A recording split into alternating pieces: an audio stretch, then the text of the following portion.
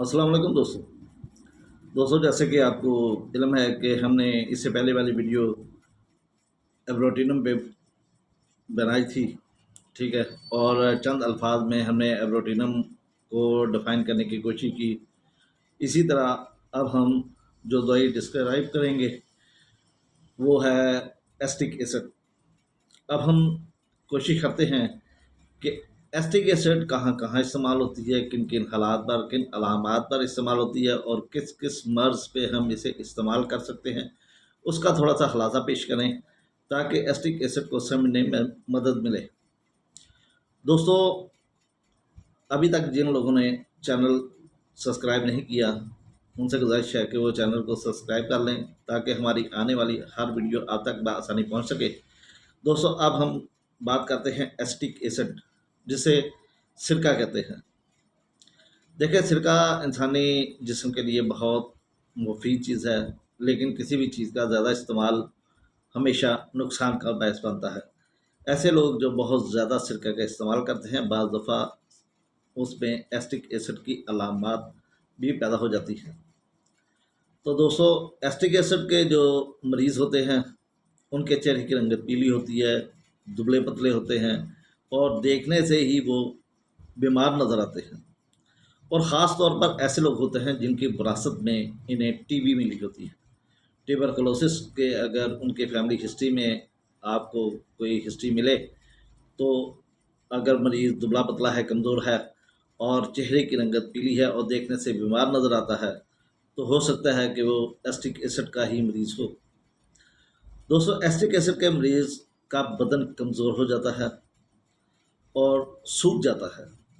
खून की कमी होती है, भूख की कमी होती है और प्यास इसे जलनदार प्यास होती है।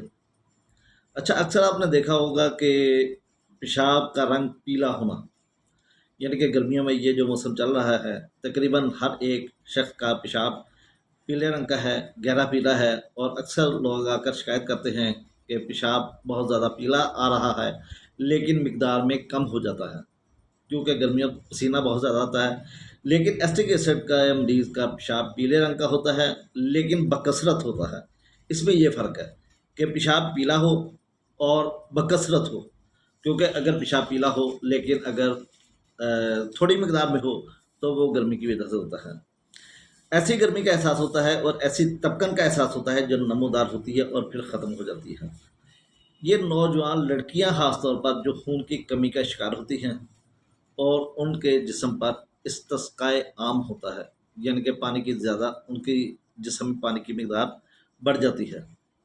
एसिटिक एसिड जो होता है, ये डंग अगर कोई कीड़ा वगैरह काट ले तो उसके डंग के जो असरात हैं उसको भी ख़त्म करती है।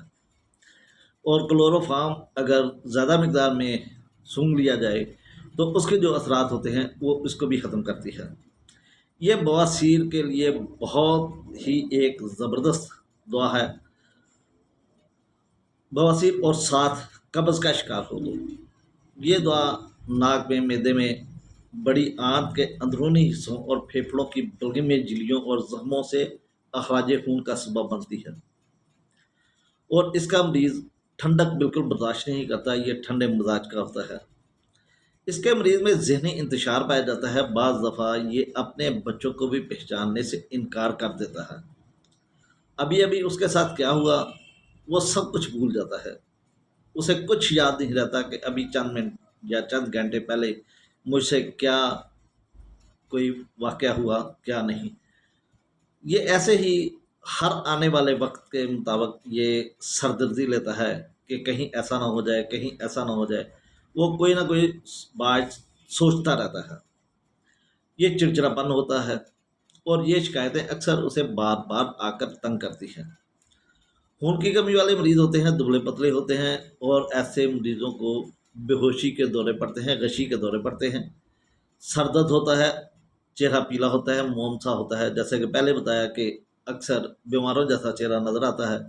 इन्हें नक्सीर भी आती है क्योंकि अखराज खून बल्कि झिल्लियों से होना इसकी एक ख़ास अलामत है। इसका एक गाल पीला होता है और एक गाल सुर्ख होता है, जैसे कि कैमोमिला में पाया जाता है। गला नरखरे का खुन्नाक, इसमें भी ये अच्छा काम करती है। اس پہ پیاس بہت زیادہ ہوتی ہے اور معدہ ہاتھ لگانے سے ذکیل حس ہوتا ہے، یعنی کہ درد برداشت نہیں کر سکتا کہ کوئی اسے ہاتھ وغیرہ لگائے۔ اسے خون کی قے ہوتی ہے اور ایسی بھی قے ہوتی ہے کہ کھایا پیا باہر نکل جاتا ہے۔ اس کے پیٹ میں جلن ہوتی ہے اور اس کی خاص علامت یہ ہے کہ جب بھی مریض الٹا لیٹتا ہے تو اس کی جلن کو سکون ملتا ہے، یعنی کہ پیٹ کے بل لیٹنے سے اس کی پیٹ کی تکلیف کم ہو جاتی ہے۔ خون جیسے پتلے دست آتے ہیں یا صرف خون آتا ہے، یعنی کہ دست کی جگہ خون آتا ہے، اور بواسیر میں بکثرت خون خارج ہوتا ہے اور پرانے دست بھی ساتھ ہوتے ہیں۔ پانی سا پیشاب اسے بہت زیادہ آتا ہے اور یہ ذیابیطس میں بھی زبردست کام کرتی ہے۔ ذیابیطس میں چاہے شوگر آئے یا نہ آئے، یعنی کہ شوگر ٹیسٹ میں آتی ہے یا نہیں آتی، لیکن اگر پیلے رنگ کا پیشاب پانی سا پیشاب بکثرت آتا ہے تو وہاں پہ بھی ہم ایسٹک ایسڈ کا استعمال کر سکتے ہیں۔ لیکن اگر بدن کا کمزور ہو، رنگت پیلی ہو اور گوشت سوکھتا چلا جاتا ہے تو اس میں یہ دوا بہت زیادہ مفید ہوتی ہے۔ یہ لاغر ہوتا ہے، کمزور ہوتا ہے اور منی کا اخراج ہوتا ہے۔ عضائب پوشیدہ ڈھیلے پڑ جاتے ہیں اور اس کے پیروں پر ورم کی شکایت ہوتی ہے۔ رحم سے اخراج خون ہوتا ہے، حیض بکثرت ہوتے ہیں یا پانی جیسا پتلا سا مواد بدن سے بہتا رہتا ہے، جو کہ بدن میں اگر قلت خون ہو تو پھر قلت حیض بھی ہوتے ہیں، یعنی کہ اس کو مینسز کم آتے ہیں۔ نرخہ کی کمزوری ہوتی ہے، کالی کھانسی ہوتی ہے، خونناک ہوتا ہے، اور نرخے میں بھی اس نے مریضوں کو فائدہ پہنچایا ہے۔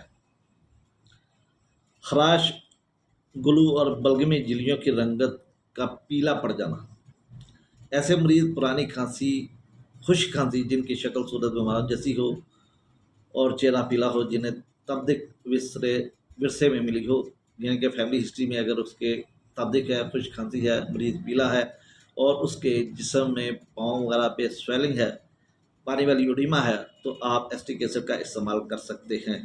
اس کو دم کشی ہوتی ہے، رات کو سانس مشکل ہو جاتا ہے اور پسینہ آتا ہے اور دست ہوتے ہیں، اور پھیپھڑوں سے بعض دفعہ خون کا اخراج بھی ہوتا ہے۔ معدے میں جلن ہوتی ہے، کھانسی میں بلغم کی کڑکڑاہٹ ہوتی ہے اور پرانا برونکائٹس ہوتا ہے، یعنی کہ پھیپھڑوں کے پرانی سوزش ہوتی ہے جس کی وجہ سے یہ تکلیف اٹھاتا ہے۔ ہاتھ پاؤں بہت زیادہ کمزور ہوتے ہیں، بے بس ہوتا ہے، اس کے ساتھ ساتھ ان پہ ورم بھی آتا ہے، یعنی کہ ہاتھ پاؤں سوج جاتے ہیں، جوڑوں کا درد ہوتا ہے اور بعض دفعہ جوڑوں میں پانی والی سویلنگ آتی ہے۔ اگر دستوں کے ساتھ کسی بھی عضو میں پانی آ جائے، کسی بھی حصے میں پانی آ جائے اور ساتھ پتلے دست ہوں تو اس کی دوائی ایسٹک ایسڈ ہوتی ہے۔ یہ دوا اپنے انہی مخصوص حالات میں کام کرتی ہے، اس کے علاوہ اس دوا کا دائرہ کار نہیں ہے۔ اگر ہم مریض کو بہت چھان بین کر یہ تمام علامات دیکھتے ہوئے ان مریضوں کا علاج کرتے ہیں تو یہ ایک زبردست تریاق کے طور پر یا شفائی عمل کے طور پر استعمال ہوتی ہے اور بیماروں کو شفا دیتی ہے۔ دوستو، ویڈیو اینڈ کرنے کے ختم ہونے پہ میں پھر کہوں گا کہ اگر آپ کو یہ ویڈیو پسند آئے اسے لائک کریں، شیئر کریں اور چینل کو سبسکرائب کریں تاکہ ہماری آنے والی ہر ویڈیو آپ تک بآسانی پہنچ سکے۔ اسی کے ساتھ اجازت چاہتا ہوں۔ اللہ حافظ، اللہ نگہبان۔